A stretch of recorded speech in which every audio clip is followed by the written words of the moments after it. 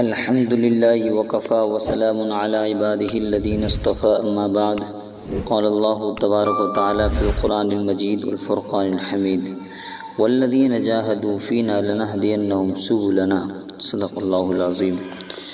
میرے محترم دوستوں اور بزرگوں،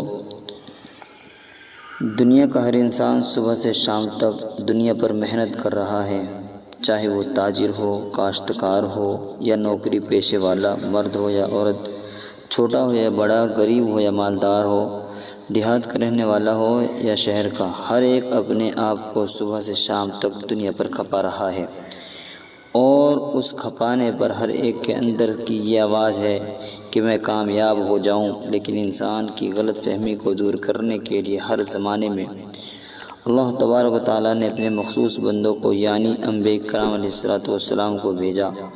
ہر نبی نے آ کر انسانوں کو یہی بات بتائی کہ اے دنیا کے انسانوں، اللہ تعالیٰ نے ہماری دنیا اور آخرت کی کامیابی دین میں رکھی ہے، اور آج بھی یہ دعوت و تبلیغ کی مبارک محنت جو آپ کے خاتم الانبیاء ہونے کے صدقے میں ہم کو ملی ہے، اس سے یہی چاہا جا رہا ہے کہ ہماری زندگی میں دین آ جاوے۔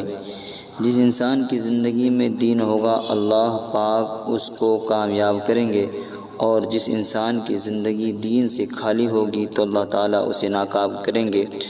یہ اللہ تبارک و تعالیٰ کا اٹل فیصلہ ہے۔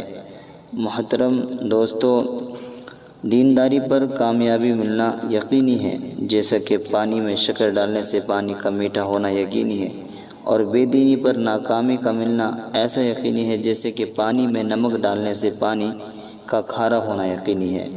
اسی لیے کہا جاتا ہے کہ انسان محنت کر کے اپنی زندگی میں دین داخل کرے، اس لیے کہ جب تک زندگیوں میں دین داخل نہ ہوگا، انسان کی زندگی کا رخ نہیں بدل سکتا۔ میرے محترم دوستوں اور بزرگوں، صرف دینی معلومات بڑھانے سے انسان دیندار نہیں بن جاتا۔ جیسے نیچے کھڑے کھڑے صرف سیڑھی کے قدم گننے سے آدمی چھت پر نہیں چڑھ جاتا، بلکہ محنت کر کے ہمیں دین کو زندگیوں میں لانا ہوگا۔ اگر ہم نے دینی معلومات کو صرف اپنی زبان کی نوک پر رکھا تو یہ دین اپنا اثر نہیں دکھائے گا۔ جیسے کوئی بیمار آدمی گولی اپنے ہاتھ میں لیے ہوئے بیٹھا رہے تو وہ گولی اپنا اثر نہیں دکھائے گی جب تک اس کی کڑواہٹ کو برداشت کر کے پیٹ میں نہ اتارے۔ میرے محترم دوستو، دین صرف نماز روزہ کا نام نہیں، نماز روزہ تو دین کے اجزاء ہیں۔ دین تو ما جاء بہ النبی صلی اللہ علیہ وسلم کا نام ہے، جس کو آپ نے عملی طور پر کر کے بتلایا۔ اس دعوت و تبلیغ کی مبارک محنت سے اسی کا احیاء مقصود ہے، لیکن ہر چیز حاصل کرنے کی ایک ترتیب ہوتی ہے، اسی طرح عملی زندگی کو زندگی میں لانے کی ایک ترتیب ہے۔ جس طرح دنیا کی کوئی چیز گھر بیٹھے حاصل نہیں ہو سکتی، اسی طرح دینی زندگی بھی گھر بیٹھے نہیں مل سکتی۔ دین کی مثال یوں سمجھو، جیسے پرندہ جب تک اس کے دونوں پر صحیح سالم رہتے ہیں، بہت تیزی کے ساتھ وہ اڑتا ہے۔ اگر دونوں پروں میں سے ایک بھی کمزور ہوگا تو اس کی رفتار میں فرق آ جائے گا۔ اسی طرح دین کے دو پر ہیں، ایک ہجرت اور ایک نصرت۔ جب تک امت میں یہ دونوں لائن کی محنت زندہ تھی تو 100% دین زندگی میں موجود تھا۔ جیسے امت میں ان دونوں لائنوں کی محنت میں ضعف آنا شروع ہو گیا تو بڑے بڑے نقصان ہوئے۔ ایک یہ کہ امت کی زندگی میں دین کی حقیقت نکل رہی، رسمیت آتی چلی گئی، اور دوسرا نقصان یہ ہوا کہ دوسروں تک دین پہنچنا بند ہو گیا۔ لیکن اللہ کا کرم ہوا کہ اس گئے گزرے اور پرفتن زمانے میں دعوت و تبلیغ کی عظیم الشان محنت کو شروع فرمایا۔ آج امت میں تھوڑی بہت جو دین کی جھلک نظر آتی ہے، وہ اس مبارک محنت کی برکت ہے، اور اس محنت کے نتائج آج ہمارے سامنے ہیں کہ ویران مسجد آباد ہونے لگی، اور جو لوگ دین سے کوسوں دور تھے ان کی زندگیاں بدلنے لگی۔ اللہ جل شانہ عم نوالہ اس عالی محنت کی قدر ہمیں نصیب فرمائے۔ میرے دوستو، جماعت کا اپنے گھر بار کو چھوڑ کر دین کے لیے نکلنا اور مقامی احباب کا ان کی نصرت کرنا، اگرچہ یہ حقیقی ہجرت اور نصرت نہیں ہے بلکہ صحابہ کرام کی نقل ہے۔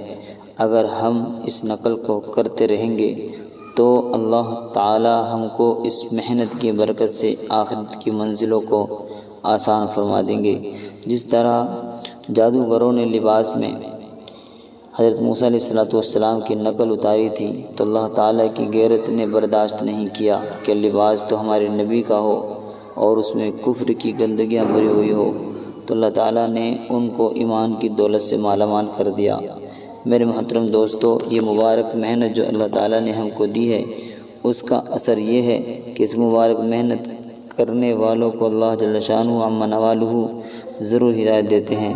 یہ اللہ تعالیٰ کا وعدہ ہے، جیسا کہ قرآن پاک میں ہے، والذین جاہدوا فینا لنہدینہم سبلنا وان اللہ لمع المحسنین، اور ہماری محنت سے جتنے لوگ راہ راست پر آئیں گے ان کے برابر ان سب کا ثواب ہمارے نامہ اعمال میں ہوگا۔ اگر ہم اس محنت کو استقامت کے ساتھ کرتے رہیں گے تو انشاءاللہ حشر کے میدان میں ہزاروں اور لاکھوں کو لے کر جنت میں ہم جانے والے بنیں گے۔ اس امت کا کوئی فرد صرف اپنی جنت بنا کر اکیلا جائے تو یہ اس کے لیے شرم کی بات ہے۔ اس لیے نیت کرو کہ انشاءاللہ موت تک اپنی زندگی کا مقصد بنا کر اس کام کو کرتے رہیں گے۔ اب یہ جماعت اس بستی میں پہنچی ہے، جب تک جماعت والوں اور بستی والوں کی فکر ایک نہیں ہوگی تب تک جماعت والوں اور بستی والوں کی فکر ایک نہیں ہوگی، تب تک نتیجہ نہیں نکل سکتا۔ اس لیے بتاؤ کہ یہ جماعت آپ کی بستی میں رہے تو کون کون اس جماعت کے ساتھ مل کر محنت کرنے کو تیار ہے، تاکہ جم کر بستی میں محنت کی جائے۔